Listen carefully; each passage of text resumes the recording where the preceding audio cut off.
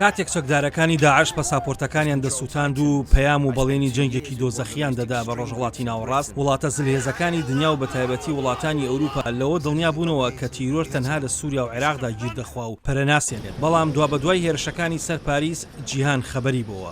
هەر بۆیە چڕکردنەوەی هەوڵەکان بۆ دامەزراندنی ناوەندێکی بەرفراوان بۆ بنبڕکردنی تیرۆر و چاودێرکردن و بەدواداچوون لەلایەن وڵاتانی ئەوروپاوە لە خۆڕانیە.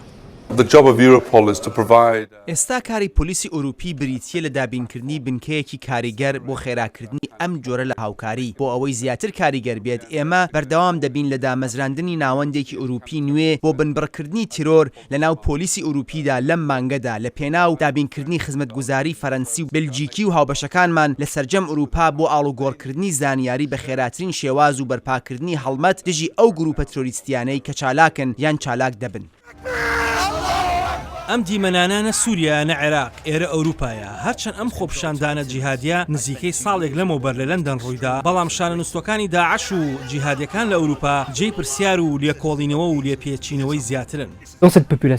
مۆلمبیک ئەو شارەوانەیە بوو کە پژێ خرابوو، ڕادیکاڵێکی پەراوێزخراو بوو کە 20 بۆ 30 ساڵێک بوونیان هەبوو. هاوکات بینیمان کە خەڵک لە مۆلمبیک نیشتەجێ دەبوون و دواتر بە شێوەیەک لە شێوەکان بوون بە سەرکردە ئیسلامیە تۆنڕەوەکان، نەک بەتەنها لە بەلجیکا، هەروەها لە ئەوروپاش.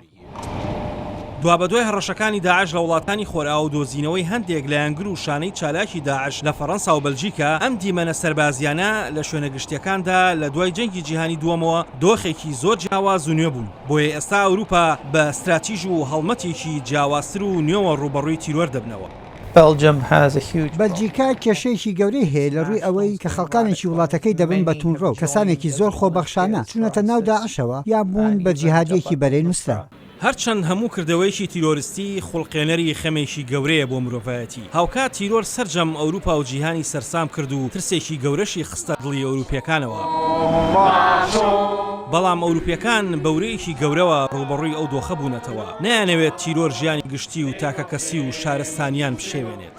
ئاسۆ جەبار، دەنگی ئەمریکا.